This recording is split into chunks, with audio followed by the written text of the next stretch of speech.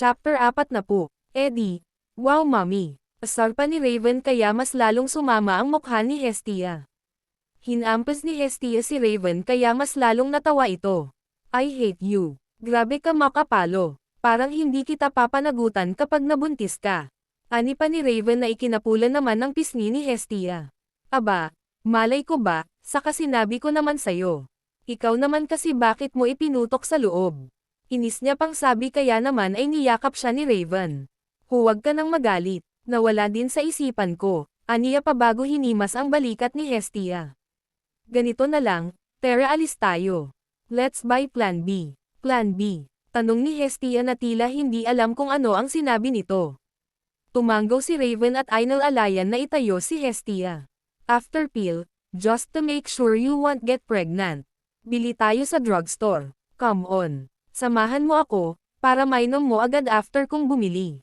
Tumayo si Hestia. Safe ba? Yun. Yes, safe iyon. Kaya Tara, na, we're not going to commit a crime right?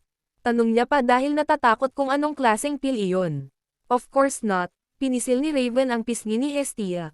Ang cute mo talaga kahit kailan. Inirapan siya ni Hestia bago hinampos niya si Raven ulit.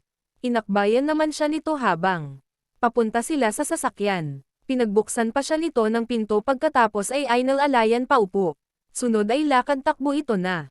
Pumunta sa driver's seat. During the drive ay si Raven lang ang nagsasalita. Tahimik lang si Hestia dahil nag-aalala pa rin dahil nga mabuntis siya dahil sa kaharatan nila. May convenience store sa loob ng subdivision na hindi rin naman kalayuan sa bahay ni Raven. Mayroong drugstore doon na tiyak siya ay mayroon ng mga kailangan nila. At pagkarating nila roon ay si Raven na ang bumaba upang bumili. It took almost 15 minutes bago siya bumalik sa sasakyan. Ano, nakabili ka, boss? Tanong ni Hestia nang makapasok sa bahay si Raven. Napangiti ito at itinaas ang mga pinamili nito mula sa drugstore. I got everything you need, anito bago isinara ang pinto. Naghintay lang si Hestia habang si Raven ay inumpisahan ng hanapin sa loob ng plastic ang Plan B pill para mainom na iyon ni Hestia. Here you go. Inabot niya ang pill at binuksan din ang bote ng mineral water at tinanggap iyon ni Hestia. Thank you. Ininom niya ang gamot pagkatapos ay isinara ang bottled water. Are we okay now? Tanong ni Raven habang nakangiti. Sure ka dito ha? Sure na sure, anito bago. Ipinakita pa ang ibang pinamili. Bumili pa ako ng ilan, then I also bought you some contraceptive pills. That you can start taking just to make sure you won't get pregnant, panigurado pa nito. At bumili din ako ng maraming lube. Masayang sabi pa nito bago ipinakita ang ilang bote ng lube. Nanlaki ang mga mata niya. Bago hinampos ito. Grabe naman ang dami niyan. Ano yan? Ay lotion mo sa akin. Reklamo niya pa. Napangiti lang si Raven. Oo, para mas dumulas tayo sa isa't isa, biro niya kaya hindi na rin napigilan ni Hestia ang matawa. Sira ka kamo. Alam mo, kung hindi lang tayo na ngayon, iisipin ko na iba ka sa boss ko noon. I'm always like this, Hestia. I just need someone na maiintindihan ako at magiging comfortable ako kasama. Swerte mo lang at nakilala mo ako. Wow, ako pa talaga swerte. Ha, napairap si Hestia bago napatingin pa sa plastic. Ano pa ba mga pinagbibili mo? Don't tell me lube na naman. Pagkain to, no, natatawang sabi ni Raven bago kinuha ang pagkain na binili niya para sa kanilang dalawa. Alam kong gutom ka na, at hindi rin naman ako masyadong nakakain sa dinner kaya naman bumili ako ng pagkain natin. Instant ramen ang binili nito at hotdog sandwich. Mayroon din 2 energy drink. You want to eat here or sa house na lang? Napatingin si Hestia sa paligid. Let's park somewhere. Okay, I know a place. Naisipan nila na lumipat ng lugar. Nag-drive si Raven papunta sa medyo mataas na bahagi ng subdivision kung saan overlook ang buong syudad. Sunod na bumaba sila sa sasakyan at pamwesto sa may hood ng kotse at doon umupo upang kumain habang pinagmamasdan ang magandang view. Binuksan ni Raven ang pagkain at inabot ang isang ramen kay Hestia. Sunod ay kanya naman ang kanyang binuksan. Ang ganda pala rito, hindi ko akalain na may ganito rito sa subdivision, namamanghang sabi ni Hestia bago humigop ng sabaw. Tumanggaw naman si Raven bilang pagsangayon sa sinabi nito. Right. I love this place too. Lagi akong nagpupunta rito when I wanted to think clearly, or just eat with a nice view. Kaya inaasahan ko na magugustuhan mo rin talaga ang lugar na ito. Thank you, sagot ni Hestia bago napatingin kay Raven na ngayon ay kumakain at tila hindi. Napansin nito ang pagkain sa labi nito. Kaya naman ay lumapit si Hestia at hinawi ang gilid ng labi ni Raven. Napahinto ito at hindi inaasahan ang ginawa ni Hestia kaya naman ay hinatak siya ni Raven at hinalikan ang labi niya. Lumayo si Hestia at pinanlakihan siya ng mata. Oh, kumakain tayo, nanonoka ka na. Don't do that. Naakita ako. Pinahid ko lang yung mumo sa gilid ng labi mo, naakit ka na. Wala ka bang mga naging syota noon? Kaya parang ang bilis mong malabugan sa akin. Sambit ni Hestia na ikinailang ni Raven. I dated a lot. But you're different. You're making me crazy all the time. Crazy but good. Napairap si Hestia at kumain ulit ng noodles. Talaga, yung Justin. Baka gusto mong i-explain. Napahinto si Raven at binitawan ang kanyang pagkain. Oo nga pala, I would like to apologize for what happened with Justin. Yung pagiging clingy niya sa akin at pagkain niya pa doon sa almusal mo. Ano sa tingin mo yung pagkain niya sa pagkain ko yung kinaiinis ko? Natawa si Raven kaya naman napairap siya. Alam ko naman yun. Pero ganon talaga iyon si Justin. Kaya ngayon mag-e-explain na ako. Totoo na ex ko si Justin. Hindi lang basta ex kundi ex-fiancé, pag-amin pa nito sa kanya. Well, alam naman na iyon ni Hestia lalo pa at nag-search talaga siya tungkol kay Justin at ibinuko pa ni Kelly ang past nito kay Raven. Pero hindi niya iyon sasabihin kay Raven at baka sabihin nito na naman na patay siya rito. Justin, she's my childhood friend. Lalo pa at malapit ang mga magulang namin sa isa't isa. We used to go to the same school until university. And before, she's not the same Justin you saw. She's very different, very healthy and doesn't want to dress up. Tawag siya ng tuksuhan simula bata pa kami dahil na rin sa pagiging mataba niya. Madalas siyang nabobuli dahil nga sa mahilig siyang kumain at walang pakialam sa magiging itsura niya. She stayed like that until college. And since napansin ng mga magulang namin, lalo na ng mga magulang niya na ako lang ang lalaki na tila tanggap ang anak nila, ay kinausap nila ang mga magulang ko upang ipagkasundo kami na ikasal. We are both 20 that time, hindi pa nga kami tapos sa college. At dahil wala rin naman akong kasintahan at parang wala pa sa isipan ko na makipagrelasyon ay pumayag ako. We both agreed on it. Pero when we turned 23, and malapit na graduate, which is almost near sa wedding day namin, napansin ko na may lalaki siya na nagugustuhan and that guy likes her the way she is. Ramdam ko na nagdadalawang isip siya kung itutuloy ba ang kasal namin o hindi dahil alam ko na iniisip niya ang mararamdaman ko pati na rin ng mga magulang namin. Anito bago napangiti at samubo ng pagkain. So, hindi natuloy dahil doon sa nagugustuhan niyang guy. Curious na tanong ni Hestia sa kanya. Tumango si Raven, yes, she is my best friend and dahil din sa mga pinagdaanan niya nung bata kami, I wanted her to be happy. So if she can have that happiness to someone else, then why should I not let her? Oo, magkaibigan kami pero alam ko naman na kahit ikasal kami ay hindi ko maibibigay yung kaligayahan na inaasam niya. Kaya kinausap ko siya, and we call off the wedding, paliwanag pa ni Raven at muli siyang napatango. Ang buong akala niya ay may romantic relationship ang dalawa dahil nga rin na-engaged sila. Syempre naman diba, kailangan na bumaba sa ganoong level para mapag-usapan ang kasal. Pero nakalimutan niya rin na mayaman pala ang mga ito. At ang mga mayayaman ay tila normal na lang ang ganoong klase ng kasunduan. Ang ipaparehas ang mga anak mas mapalaki pa ang yaman. Mabuti ay pinayagan kayo ng mga magulang nyo. Hindi sila nagalit, umiling si Raven. Our parents are very understanding. Namit mo na ang mga magulang ko, hindi ba? Her parents are like that too. They only wanted to make her happy. Kaya hinayaan na lang nila. Buong akala niya ay mga mata pobre at masusungit ang mga mayayaman.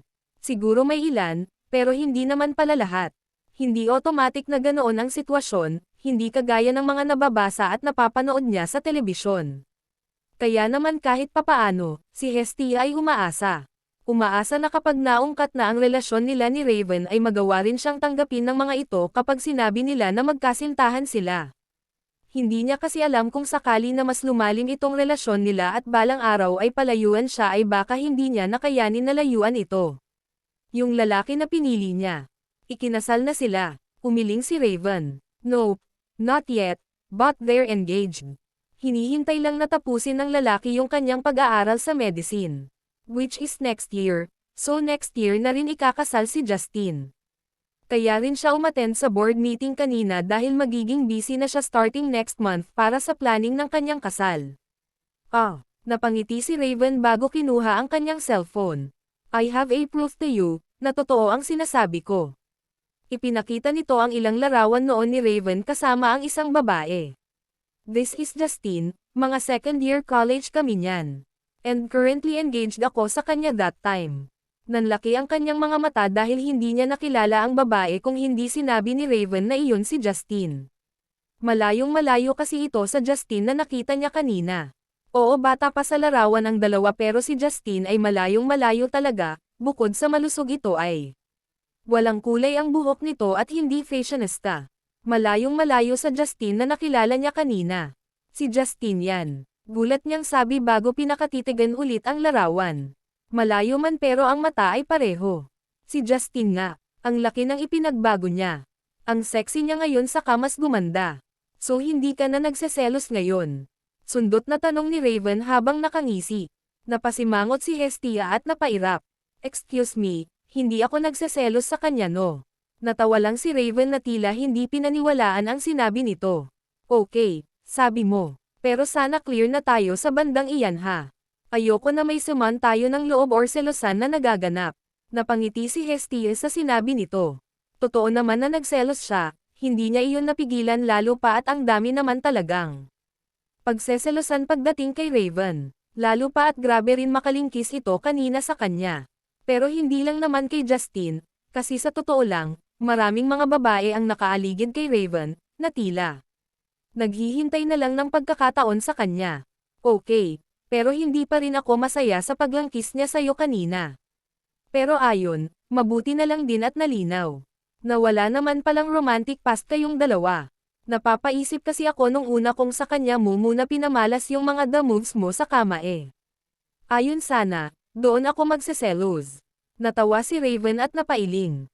No, walang ganon. Sumangkit ang mga mata ni Hestia. So, ilan ang naging kasintahan mo? Tanong niya. Si Justin lang. I told you I'm very busy with the business. I have no time to date, pag-amin pa nito. Nanlaki naman ang mga mata ni Hestia dahil sa sinabi nito. Para bang nasagot ang ilang mga katanungan niya noon pa. Lalo na sa isang bagay. Oh, my God, Raven. So kung si Justin lang ang naging girlfriend mo at wala namang romantic relationship kayong dalawa. Eh di sino ang first mo? First sex. Nanlaki ang mga mata ni Raven na tila hindi inaasahan ang tanong nito. He was caught off guard. Matalino talaga ang girlfriend niya. Napangiti na lang si Raven at tila hindi na rin siya makakapagsinungaling. Don't tell me, I was your first too. Malawak ang ngiti ni Hestia na tanong kay Raven. Natawa si Raven at umiling, ipinakita nito ang kanyang kamay. My hand is my first. Napahalakhak si Hestia dahil sa kanyang sinabi. Ganoon din si Raven na hinapit si Hestia dahil ayaw nitong tumigil sa kakatawa. Oh God! So I was your first na pabuntong si Raven at hinawakan si Hestia. Okay now, nahihiya na ako. Napalabi si Hestia at hinapit si Raven at hinalikan ang labi nito. Don't be, believe nga ako kasi ako pala ang first mo pero ang galing mo. Parang praktisado. Mas lalong lumapad ang ngiti ni Raven at hinapit si Hestia, so let's go home. Hindi pa tayo tapos ngayon, sabi ko naman sa'yo babawi ako sa'yo. Pinanangkitan ni Hestia ng tingin si Raven, bakit tayo uuwi, pwede naman sa sasakyan. Pabagsak na sumara ang pinto ng sasakyan.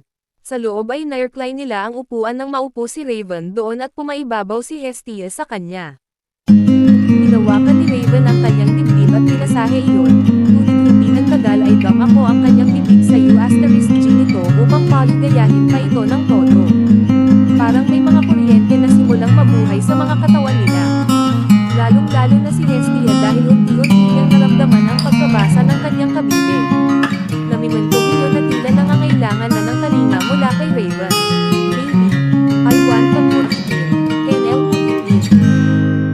si Raven at sunod na hinawi ang panty ni Hestia upang magbigay daan sa kanyang kahandaan para sa pagpasok nun sa kabine niya. Bago pa, mali yun ay inabot ni Raven ang isang foil mula sa kanyang bulsa at binuksan niyon. Si Hestia ang nagsuot ng kondom nito bago siya tuluyan na umangat. Oh God. Kapwa sila napauwi nang sumagal ang kahandaan ni Raven sa kanya dahil sa posisyon na mayroon silang dalawa. Hindi lang iyon dahil hindi nagtagal ay nagumpisa nang gumalaw si Hestia pataas-baba sa ibabaw ni Raven. Sinasalubong din iyon ni Raven at bawat paghulos ng kanyang ari ay nilalagyan niya ng puwersa. Dahilan para mas matumbok niya ang sensitibong parte sa loob ng espada nito. Sarap na sarap silang dalawa, lalo na si Hestia na nakaawang ang mga bibig habang gumagalaw sa ibabaw ni Raven. At kung kanina ay marahan ang mga galaw nila, hindi nagtagal ay mas bumilis na ang kanyang pagpiling sa ibabaw nito na sinasabayan pa ni Raven. F*K. Hestia. S*T. S*T. Nabalot ng mga ungol at sigaw ang loob ng sasakyan, at dahil nakabukas din ang aircon ay mag-moist na ang loob lalo na ang mga bintana dahil sa init ng pinagsamang katawan nila. Habang sa labas ay makikita mo ang malakas na pagtalbog ng sasakyan dulot ng mga galaw nila. Oh God. Raven. Sigaw ni Hestia ng mataas pa na ulos ang ibinalik ni Raven sa kanya habang hawak nito ang kanya. Baywang. Napakabilis ng kanilang mga galaw, napakabilis ng paglabas-masok ng kanilang mga ari ay halos tumulo na ang laway niya sa labis na sarap. Napatingala siya at hinapit pa siya ni Raven para ikulong ang isa sa kanyang mga dibdib sa bibig nito habang pabilis pa rin ang kanilang mga ulos. Raven. O.S*T. Ang sarap, Raven. O.S*T. Lalabasan na ako, boss. Hestia. Ako rin. F*K. Sikip mo. Kakaibang pakiramdam para sa kanila ang kanilang pagnitiin ngayon. Hindi lang dahil unang beses na mangyari ito sa sasakyan kundi dahil nalaman ni Hestia na siya rin naman pala ang nakakuha sa kanyang boss. Hindi niya inaasahan ang bagay na iyon, at hindi naman iyon big deal sa kanya. Ganoon pa man ay binigyan siya ng peace of mind ng bagay na iyon. Noong una ay parang nagseselos pa siya kakaisip sa mga babae na nakanig nito dahil wala naman siyang experience hindi kagaya ng ibang babae. Pero ngayon na malaman niya na wala palang ibang babae na nakasex ito maliban sa kanya ay para bang nabunutan siya ng tinak. Kaya naman dahil siya ang first nito, ay gagawin niya rin ang lahat ng kanyang makakaya upang maipalasap dito ang lahat ng sarap na dapat nito maransan. Sisiguraduhin niya na magiging unforgettable sa kanilang dalawa ang bawat sandali nila. O Raven. Hestia. Kapwa sila napasigaw nang sa ilang saglit lang ay tuluyan na nilang naabot ang rurok ng sarap na kanina pa nagpaparamdam sa kanila. Ramdam ni Hestia ang caroling katas niya na sumabog sa kanya. At sa labis na sarap nun ay halos manginig siya sa sarap. Si Raven man ay nakasuot ng proteksyon, ramdam niya pa rin ang orgasmo nitong mainit at namuo. Kapwa sila napangiti at muling naglapit ang mga labi nila para sa isang halik. I love you, Raven.